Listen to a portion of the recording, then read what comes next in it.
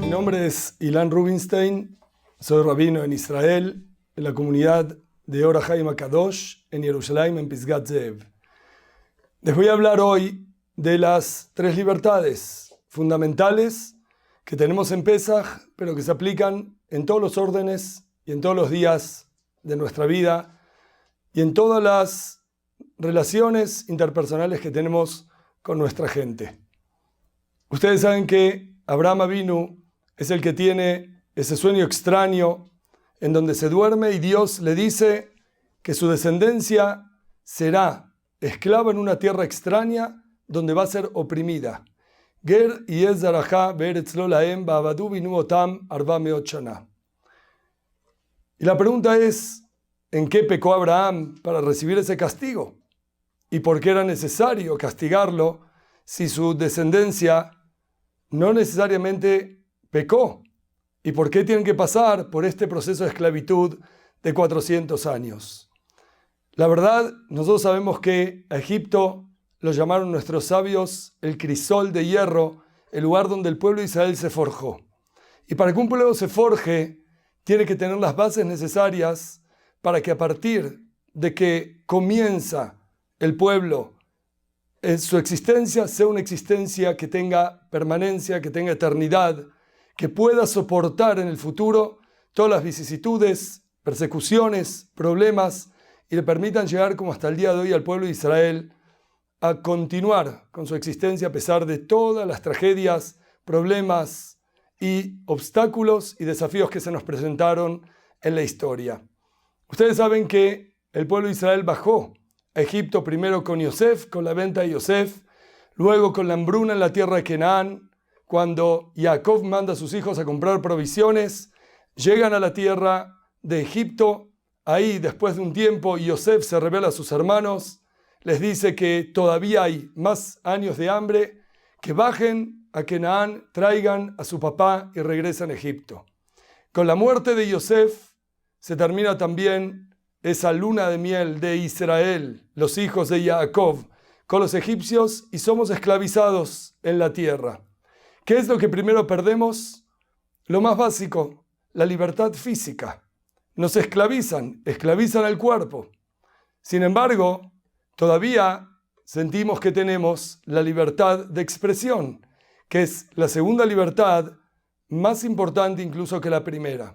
Sin embargo, también esa libertad nos las van a quitar cuando al pueblo de Israel no lo dejen expresarse y no le permitan ni siquiera quejarse por lo que están sufriendo. Como dice el faraón, ¿por qué Moshe y Aarón molestan a esta gente y no los dejan trabajar? ¿Quién es Moshe y Aarón para venir a quejarse? ¿De dónde esa capacidad de libertad de expresión? Y de ahí, lamentablemente, está la segunda libertad que se pierde. Pero luego también la más importante es la libertad intelectual. Como dicen, se pueden robarle a uno la libertad física, se puede no permitirle a uno expresarse, pero lo que tenemos todos acá adentro, la libertad intelectual, la libertad de pensamiento, es lo que uno no debería perder. Como decía el famoso filósofo francés, dice, las ideas no se matan. Y es cierto, yo puedo matar un cuerpo, puedo quitarle el derecho a hablar, pero no le puedo quitar el derecho a sostener principios, fundamentos, ideas. Sin embargo, ¿qué pasa con el pueblo de Israel a medida que pasa el tiempo y los años? Lamentablemente el pueblo de Israel cae también en la idolatría, en imitar el comportamiento del pueblo que los esclaviza en el pueblo donde ellos se encuentran.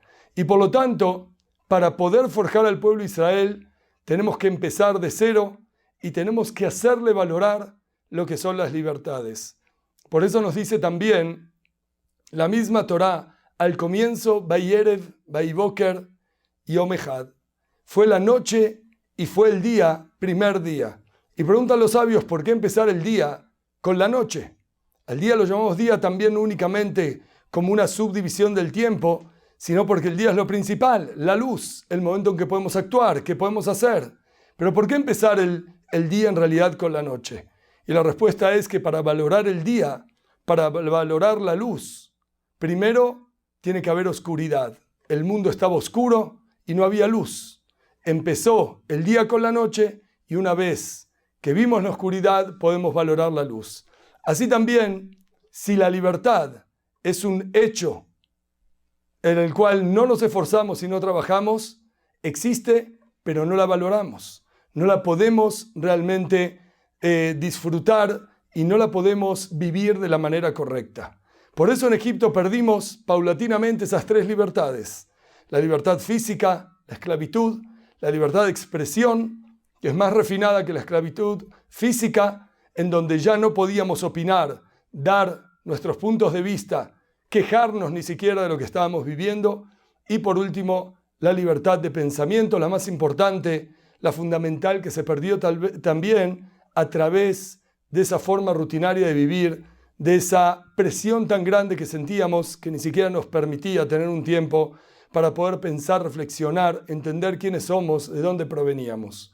Y ahora hay que reconstruir al pueblo. ¿Cómo empezamos la reconstrucción? Vamos a ir de menor a mayor. Primero lo que vamos a ganar es la libertad física. Nos dicen los Jajamim que en el momento que empiezan las plagas, el pueblo de Israel ya no es esclavo. La libertad física se va a ir acrecentando en el momento en que salgamos de Egipto, un poquito más cuando hayamos cruzado el Mar Rojo y nos hayamos quitado de encima a los egipcios. Sin embargo, todavía no tenemos libertad de expresión. Ustedes dirán, ¿cómo que no? El pueblo de Israel se le habla a Moshe, le habla en forma de queja. ¿Para qué nos sacaste de Egipto para traernos a morir acá al desierto? Cuando ellos ven que detrás vienen los egipcios y ellos están acorralados frente al mar. Eso no es libertad de expresión. Libertad de expresión es cuando la persona utiliza esa libertad con responsabilidad. También los niños de 1 año, 2 años lloran, se quejan y no necesariamente llamamos a eso libertad. Es únicamente una reacción instintiva de incomodidad y de cómo reaccionamos a esa incomodidad, a lo que no nos gusta. Sin embargo, la verdadera libertad de expresión va a llegar cuando el pueblo de Israel se pare en el monte Sinai y antes de recibir la Torá diga Naaseh benishma. Vamos a hacer y vamos a entender. Ahora hablaron de una manera responsable, ahora hablaron de una manera madura, ahora hablaron expresando una forma de tratar de progresar en la vida. Queremos más. Vamos a hacer, vamos a entender, vamos a progresar. Y la verdadera libertad que es la de conciencia, va a llegar en el momento en que el pueblo de Israel reciba la Torá.